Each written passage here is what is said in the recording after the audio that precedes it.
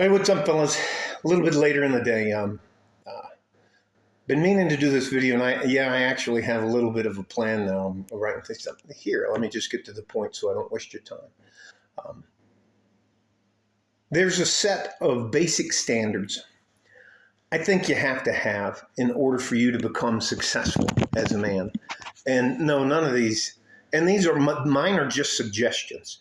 But one of the things you have to do is you have to sit down, first of all, in your life and develop 3 plans, depending on where your age is.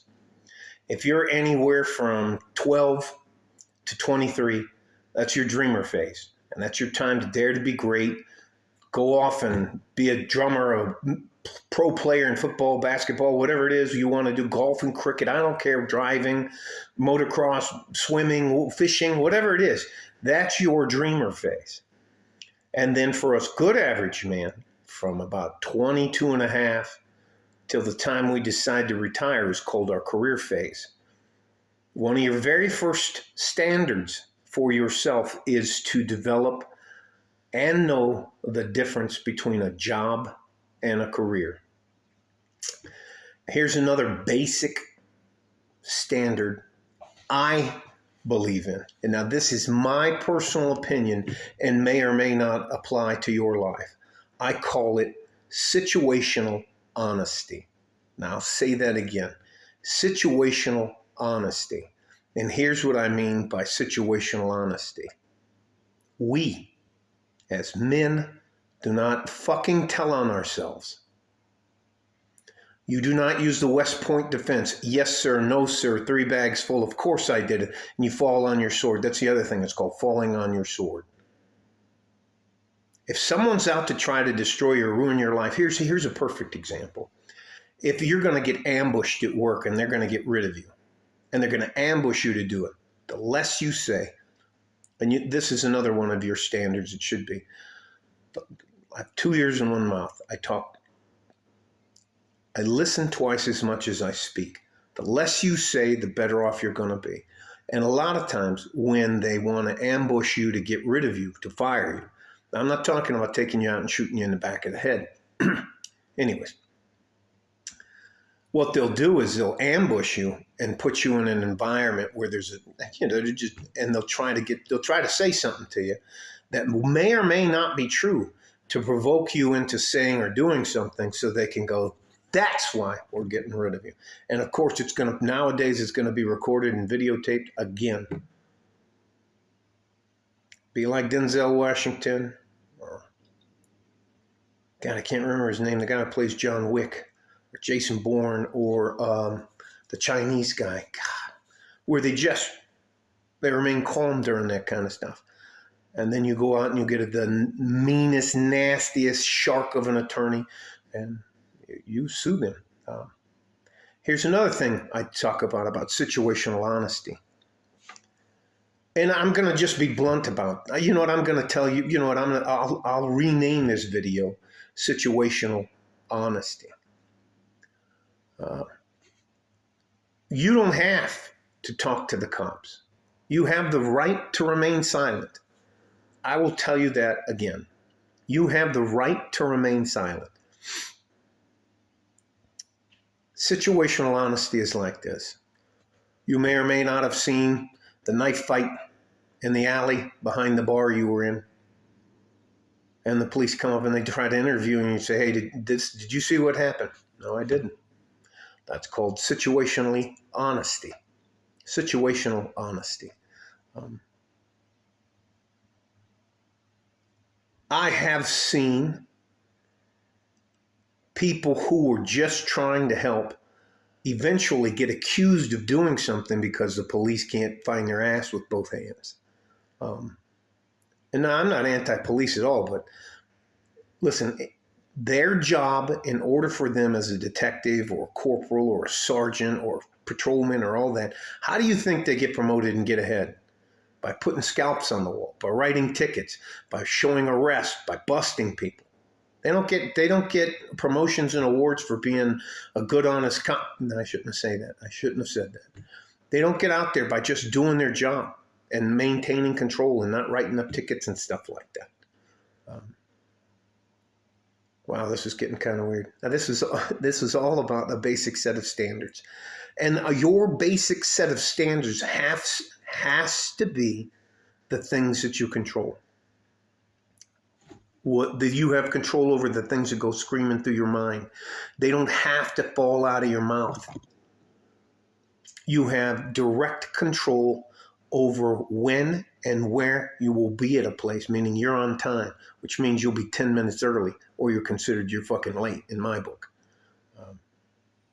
The train doesn't wait on you. The plane's not waiting on you. The boat isn't going to not launch because you decided not to show up on time.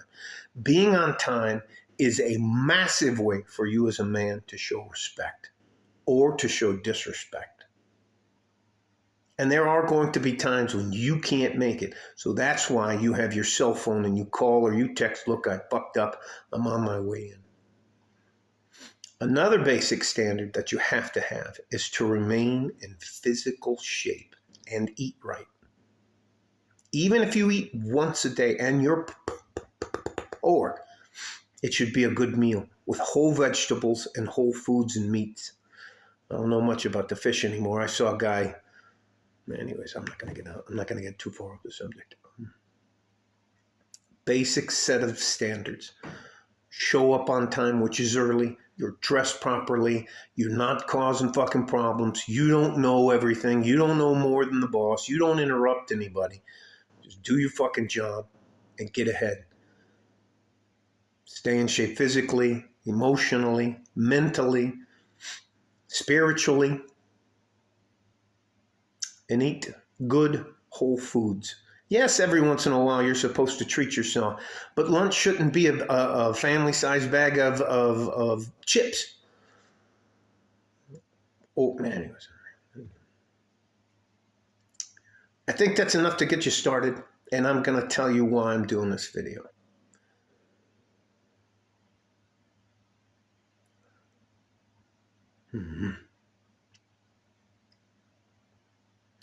Monday evening,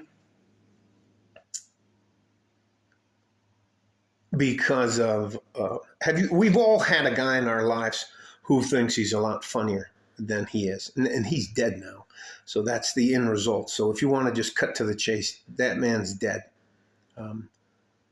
There are some people you're going to deal with in your life who are stone cold killers. There are psychopaths out there, there are sociopaths out there, there are murderers out there. There are serial killers out there. These aren't there are cartel gang banging guys. There are gang members.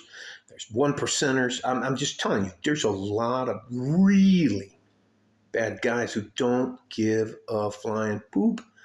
And if you happen to think yourself were a funny guy, and this guy had a bad habit of making fun of people to where they could hear them making fun of him, and he got shot in the face, the neck, in the chest, and now he's dead. So a basic set of standards that should also apply to you is if it doesn't have anything to do with you, it's none of your goddamn business, and let it go. You're not responsible for how fucked up our world is. You're going to have a hard enough time just taking care of yourself. You don't involve yourself in any of that stuff, and if you have the opportunity, we walk away. We only fight if we have to, and then we fight to win. And all bets are off because it's either you or me. And I'm fucking going home. All right. Love you guys. I know this video is too long. I tried to mask it under, when you meet that guy and you're like, oh, why the fuck would you say? It's a guy, it's like in a group of like 3 or 4 guys, and he'll go try to pick on somebody because he thinks everybody's going to back him up. He's fucking dead. So anyways. He got shot outside of Twin Peaks off of Sunland Park Drive. Fucking dead, man. For what? Because he thought he was funny? Because he thought he could talk shit about somebody? We all carry guns down here in Texas. All right? Love you guys. Stay safe and healthy. Take care of each other if you can. And if you can't, take care of yourselves. I'm going to do what I can to help you.